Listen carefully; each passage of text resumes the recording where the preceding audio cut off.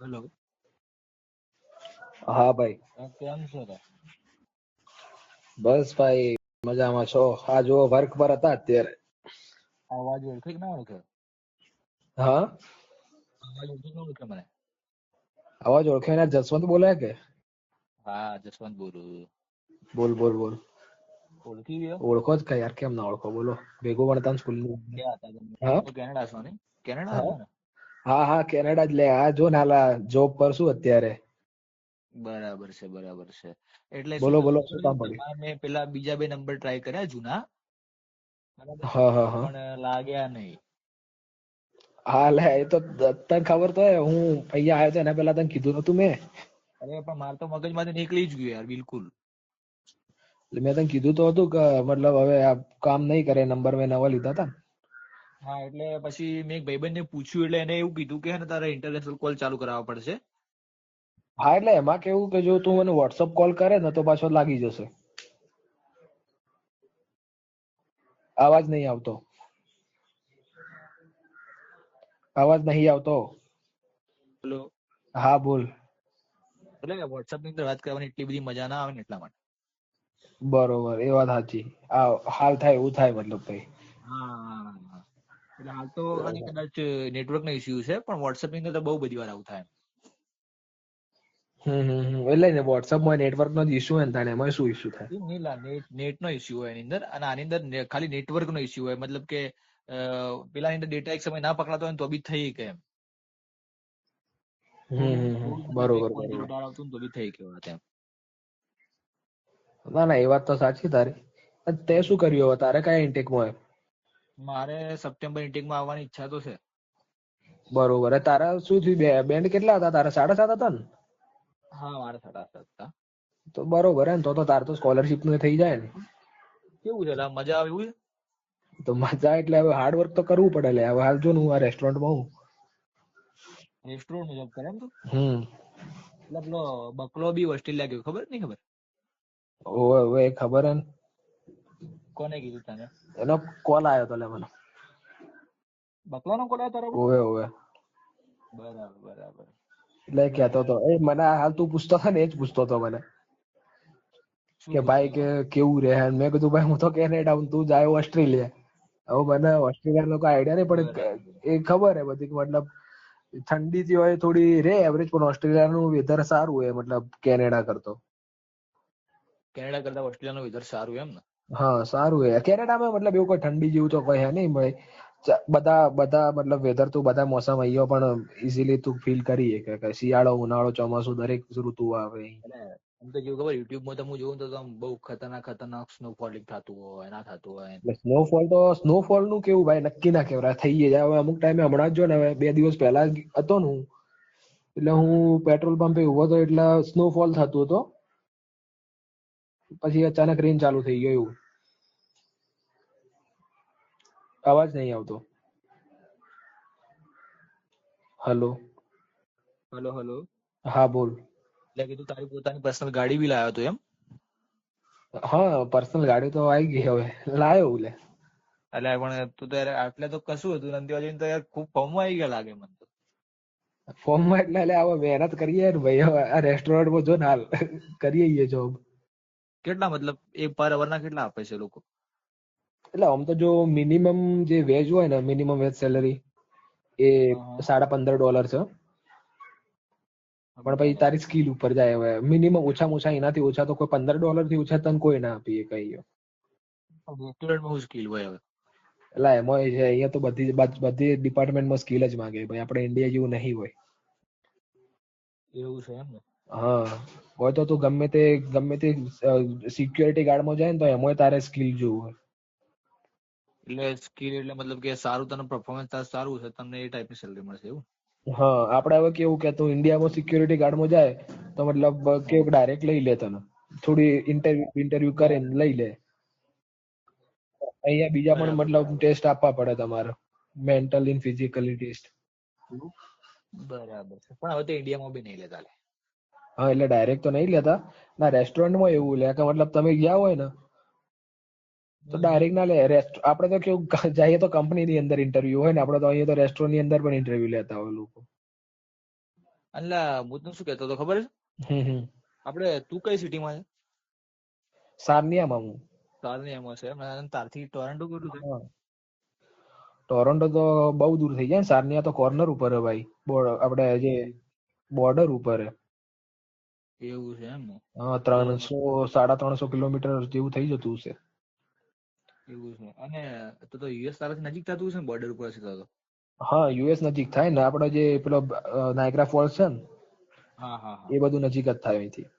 Niagara fall એટલે અમે તો કોઈ આયા નહીં, પણ ખાલી નામ સાંભળેલું છે એમ. હા, એટલે તને ખબર તો પેલું યુએસ કેનેડા બોર્ડર ઉપર હે ને. હા, એટલે યુટ્યુબ ની અંદર જોયેલું છે એમ. હા, બસ એ જ. એટલે નાયગ્રા ફોલ અહીંથી નજીક જ થાય. અહીંથી લગભગ 30-40 કિલોમીટર થતું છે. એટલું નહીં થતું. હા, તો મેં વધારે કહી દીધું. બરાબર બરાબર. બાકી હવે હું તો ટોરન્ટોમાં શિફ્ટ થવાનો છું. કેમ? હવે મારું ગણી લે ને, હવે લાસ્ટ સેમેસ્ટર જ છેલ્લે હોય તો મારું પતી ગયું એજ્યુકેશન તો. તો કેટલા વર્ષ માટે ગયો તો ખબર ના પડી? હું ગણી લે ને 2 વર્ષ માટે ગયો હતો. એટલે હા મારો હા. સ્ટડી વિઝા 2 વર્ષનો હતો. બરાબર એટલે બરાબર. આપણે ખબર હે પેલી વાર આપણે જે પેલા ક્લાસીસમાં જોઈન કર્યું હતું ને, પાલનપુર વાળા. બરાબર બરાબર. એટલે એના પછી હું મતલબ આ સાઈડ આવી ગયો હતો ને, અમદાવાદ ગયો હતો ને ક્લાસીસ કરવા. હા હા એના હા. પછી તો આપણે મળવાનું થયું જ નહીં. ડાયરેક્ટ પછી હું ગયો એટલે તને કોલ કર્યો તો. હા હા. એટલે અમદાવાદમાં કઈ જગ્યાએ આપણે કયા ક્લાસીસ થી? મેં અમદાવાદમાં આપણે જે ઈયુસી ક્લાસીસ સાંભળ્યા હતા ને. નામ સાંભળેલું છે. હા, એટલે ત્યાં IUC માં કરેલું છે. એમ બરાબર ફાઇલ્સ બરાબર. જલ્દી અપ્રુવ થઈ જાય. એ લોકોની મતલબ રેફરન્સો સારી ને એટલા માટે.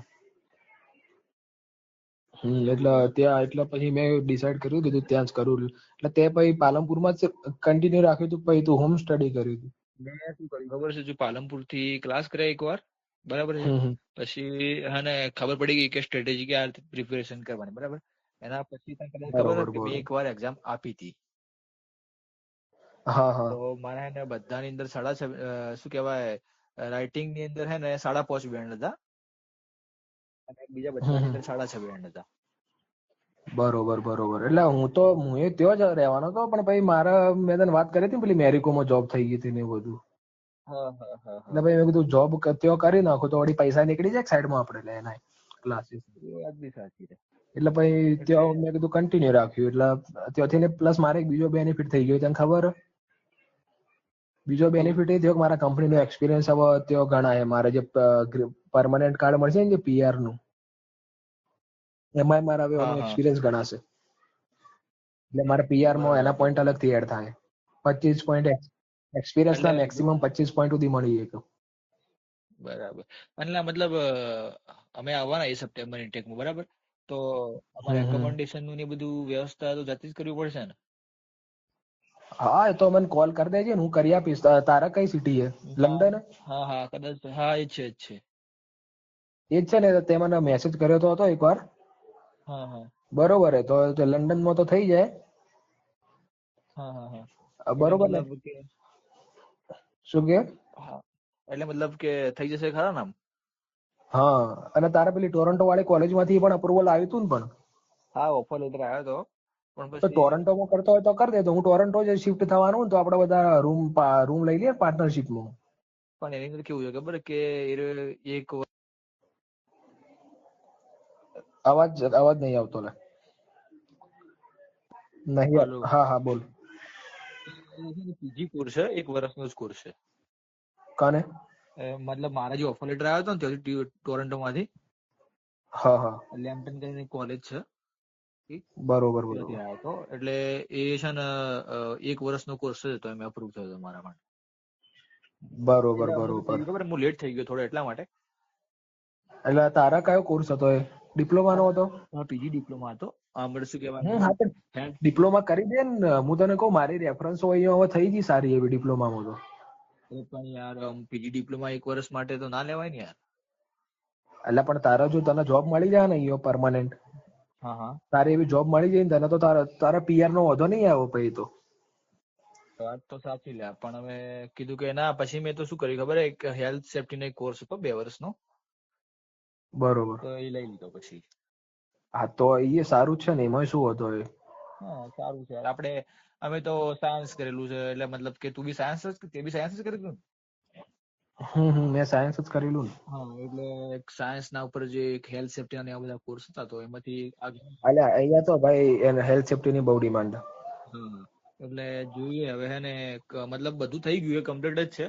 શું કહેવાય વિઝા બી આવી ગયો હોય એવું જ કોણ તો બી ચાલે. બરાબર છે. બરોબર. હા તો હવે એટલે હું એ મતલબ ફાર્મા ડિપાર્ટમેન્ટમાં જ છું લ્યા. એવું હા હાલ અમારે ડ્રગ ની સ્ટડી શીખવાડે લાસ્ટ સેમમાં અમારે જ આવે બધું. બરાબર ને પાર્ટ ટાઈમ ઇન ધ રેસ્ટોરન્ટમાં જાય એવું ને? હા એટલે જો અમારે ડ્રગ નું મેટાબોલિઝમ ને એ બધું જ શીખવાડે કે મતલબ ડ્રગ કઈ રીતે વર્ક કરે છે, પછી પેન કિલર માં શું હોય ને એ બધું. બરાબર બરાબર બરાબર. એવું છે એટલે બધું અમારે એનું મેન્યુફેક્ચરિંગ શીખવાડે અને એ બધું હોય અમારે. તો પછી એનું ટેસ્ટિંગ હોય. તમારે હેલ્થ સેફ્ટીમાં એવું બધું જ આવતું છે?